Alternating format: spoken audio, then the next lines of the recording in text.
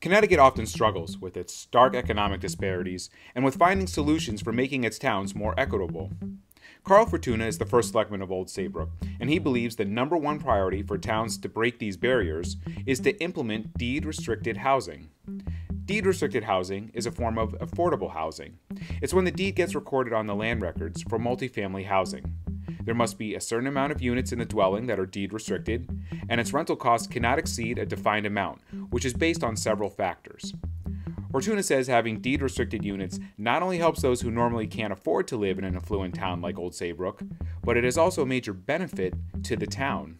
So why is it good policy for Old Saybrook and then Yeah, even other towns in yeah. Connecticut? I think that as a municipality, one of the ways that we can be part of the DEI discussion is through housing. That's probably the easiest way for us to do it.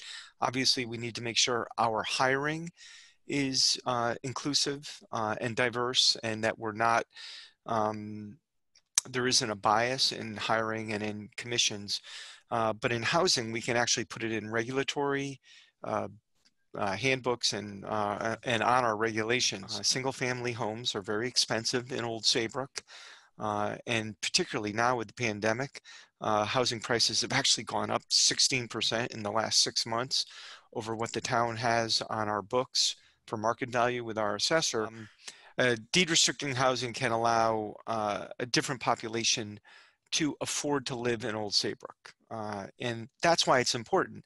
Now, that doesn't mean you're going to get a diverse population, but you're probably going to get a more diverse income group, which hopefully will lead to a more diverse population. And by the way, I'm not saying that Old Saybrook is a diverse population right now. We're not, but we're trying. We have 133 units of deed restricted housing in this town, which is not nearly enough. And we have more on the books coming, but I would probably put that up against a lot of towns in surrounding communities that have really fought it tooth and nail. And that's a shame because it's been a real success here.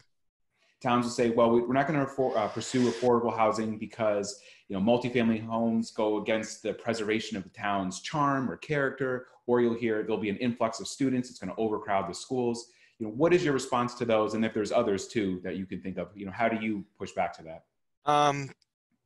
Well, with regard to schools, most of Connecticut, and certainly in southeastern Connecticut, we're seeing a real decline in the school population.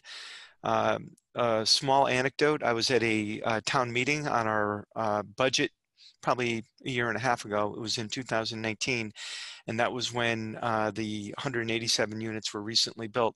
And a woman asked that question. She said, what has been the impact in the school system, and how many more teachers are we going to have to hire to serve that population? I said, I wish there were more kids coming in because there weren't enough children that are living in those apartments. I wish there were more because we're losing kids, and we don't want to become, we are already, Old Saybrook is, I believe, the third oldest demographic in the state of Connecticut.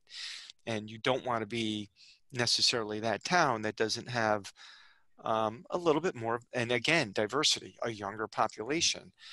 What's your strongest selling point as far as the success of this? I mean, when you have to pitch this, what is your strongest selling point?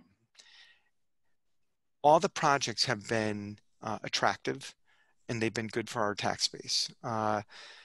And that is going to be true because the developer is still developing a piece of property that you're going to assess at a certain amount. It's also attractive because it does allow a different income bracket to come into town. Not only that, it allows your seniors to perhaps move around. So seniors who may be in housing that they can no longer afford, single family housing, can get into an apartment and allow maybe a younger family to come in and move into that house. So it allows for some turnover. It allows for a different set of folks to come into town at a different income level than perhaps the single family home entry point. Reporting for CT News Junkie, I'm Adam Chiara.